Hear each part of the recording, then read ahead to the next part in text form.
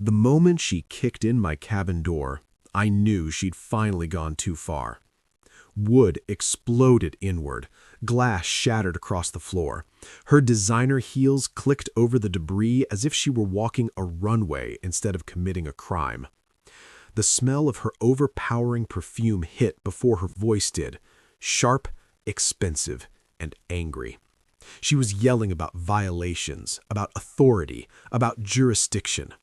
All of it was happening while I sat at my kitchen table, beer in hand, across from the state attorney general. And the best part?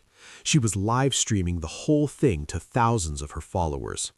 6 felonies, maybe more, right there on camera. But to understand how a blonde HOA president managed to self-destruct her entire life in under 5 minutes, I need to rewind about 6 months. 6 months earlier, my life was quiet, peaceful, earned. My name is Marcus Henley. I'm 52 years old. I spent 3 decades crawling through trenches, hanging power lines, wiring substations across 3 counties. When I finally retired, I didn't want golf courses or gated communities. I wanted my grandfather's cabin. 2 acres on Clearwater Lake, bought in 1963 for $800. Hand-hewn logs, a stone fireplace Pop built himself, a porch that creaked like it remembered every conversation ever held on it.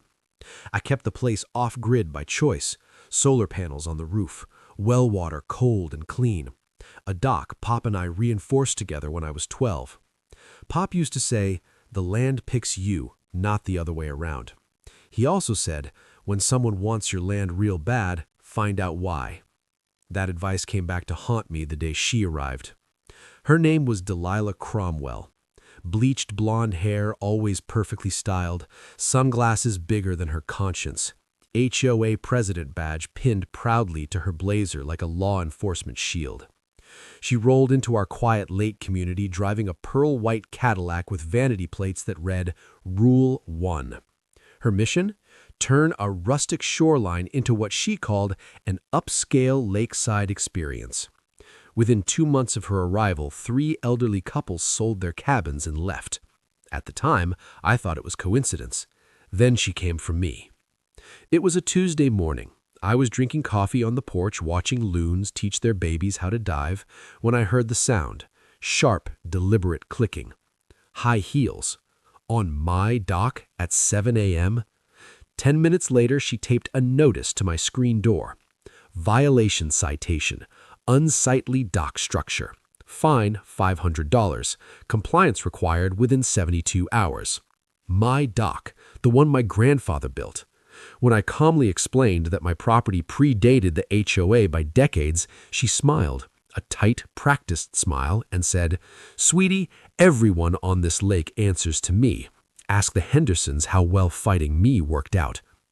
The Hendersons had lived here 23 years. They moved out last month. That's when the cold feeling hit. The citations multiplied. Solar panels, garden beds, porch railings. Then came the legal letter. Heavy paper, expensive font, a top-tier law firm demanding thousands in retroactive violations and threatening a lien. I panicked for about 5 minutes. Then I remembered Pop. I went to the county courthouse, pulled the original deed.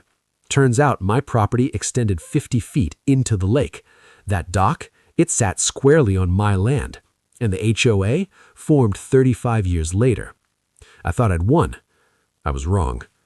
That afternoon, her Escalade was parked sideways across my driveway, blocking it completely. She rolled down the window just enough to smirk and said, "I'm reviewing parking regulations. This may take a while." Vandalism followed, spray-painted threats, ignored by a deputy who happened to be her nephew. Then inspections, one after another. Building, environmental, fire marshal. Every single one cleared me, but the paper trail made me look like a problem. That was the point. Then she went public. A TV interview, carefully framed shots, claims that my cabin was unsafe, that I was reckless, a danger to families. She stood on my dock, while calling it illegal. My phone exploded with angry messages, until she got greedy. Old union buddies came forward. Judges who knew my family spoke up. Veterans groups defended me. Environmental organizations praised my setup. A lawyer friend quietly told me the truth. HOA corruption, embezzlement, land flipping. Millions of dollars. And the Attorney General's office was already investigating. They just needed proof. So I documented everything and waited. Which brings us back to today. The door flying open, her screaming, her camera rolling. She didn't recognize the woman sitting across from me at the table. The Attorney General stood slowly, adjusted her jacket, and said calmly, "Ma'am, you're under investigation, and you just made this very easy for us." Police arrived minutes later. Her stream went dark, and as they led her away, kicking and shouting, I thought of Pop. The land picks you, and sometimes it fights back. They took her away screaming. Still in heels, still filming, still convinced someone would step in and save her. No one did. The squad car pulled out of my driveway, and the lake went quiet in that eerie way it only does after a storm. The Attorney General looked at me, took a slow breath, and said something I'll never forget. "Marcus, you have no idea how long we've been waiting for her to make a mistake like that." That's when I realized this wasn't the end. It was the beginning. Within 48 hours, Delilah Cromwell was no longer the HOA president. Her accounts were frozen. Her Facebook page disappeared overnight. The pearl-white Escalade was towed from her driveway with a yellow evidence sticker across the windshield. But the real damage didn't start until the subpoenas did. The Attorney General's office moved fast. They seized HOA financial records first. Years of spreadsheets, quiet transfers, beautification fees that never went toward landscaping, emergency assessments that vanished into consulting firms no one had ever heard of. Every one of those firms traced back to shell corporations. Every shell corporation traced back to Delilah. And her husband. Turns out, Robert Cromwell hadn't just been connected. He'd been the gatekeeper. Zoning changes approved weeks before HOA crackdowns. Development plans fast-tracked right after elderly homeowners sold their cabins at suspiciously low prices. Political favors exchanged like poker chips. $4 million. That was the number the forensic accountant said out loud in the briefing room. 4 million siphoned off through fear, paperwork, and silence. When the news broke, the lake community exploded. People who'd crossed the street to avoid me suddenly wanted to talk, apologize, confess. The Hendersons came back to testify. So did Mr. Peterson. So did the young couple with the baby who'd been threatened over a swing set. Each one told the same story. Citations, pressure, isolation. Sell now, she'd tell them, before things get worse. And somehow, she always knew when to smile. Delilah's defense attorney tried to spin it. She was passionate. She cared about property values. She made mistakes. The judge didn't even look up. Mistakes don't require shell companies. The trial took 3 weeks. I sat in the gallery every day. The woman who once stormed into my cabin now sat perfectly still at the defense table, her blonde hair dull, pulled back tight, no makeup, no badge, no control. When the video of her breaking into my cabin played in court, the shouting, the destruction, the live stream comments flying past in real time, you could feel the room turn against her. She watched herself commit the crime. She didn't blink. But when they showed the bank records, that's when her hands started shaking. The jury deliberated less than 6 hours. Guilty on all major counts. Fraud, conspiracy, intimidation, evidence tampering, trespassing, destruction of property. The judge leaned forward and said, "You didn't just steal money. You stole peace from people who had earned it." 10 years. No early release. Her husband took a plea deal the next morning. A state administrator dissolved the HOA. Every fine refunded, every lien erased. The elderly couples were offered restitution. Some moved back, some didn't. But they finally had closure.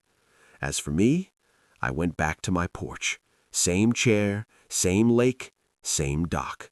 One evening, I cracked a beer and watched the mist rise off the water, just like Pop used to. The land picked me, and this time, it kept me. The lake felt different after the trial. Not louder, not quieter, just honest again. For months, everything here had felt tense, like the water itself was holding its breath. Boats passed cautiously, conversations stopped when certain cars pulled up. Even the loons seemed restless. Then one morning I stepped onto the porch and realized something had changed. Nothing was watching me anymore. The state-appointed administrator removed the last HOA sign a week after sentencing. No announcement, no ceremony, just a man with a wrench and a pickup truck. When the sign came down, a couple of neighbors clapped. Someone laughed. And just like that, it was over. Life didn't magically become perfect. Some folks never came back. The Hendersons sold again, this time on their terms. Mr. Peterson stayed, but he walked slower now.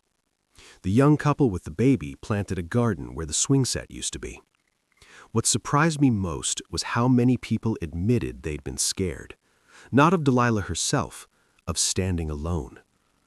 One afternoon, I got a letter from the state. They designated my grandfather's cabin as a protected historical structure. Turns out, hand-built log cabins from the early 60s aren't just sentimental, they're rare.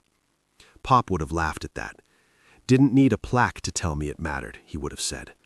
Still, I nailed the certificate up inside, right above the fireplace he built. The dock stayed. I repaired the boards she'd cracked when she stormed in that day. Same wood, same design, same stubbornness. Some evenings, kids fish off the end of it now. Their parents sit back on lawn chairs talking about weather, work, nothing important.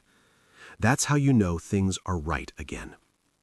People ask me sometimes if I'd do anything differently, if I just paid the fine, if I'd sold early, if it was worth the stress. I always give the same answer. If I'd walked away, I wouldn't have just lost the land, I'd have lost myself. The Attorney General still sends a holiday card.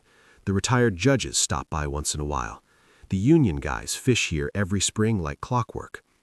But most nights, it's just me. A beer, a quiet lake, a porch that remembers. Pop was right.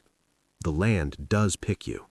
And when it does, it's not asking if you're strong enough to fight. It's asking if you're strong enough to stay.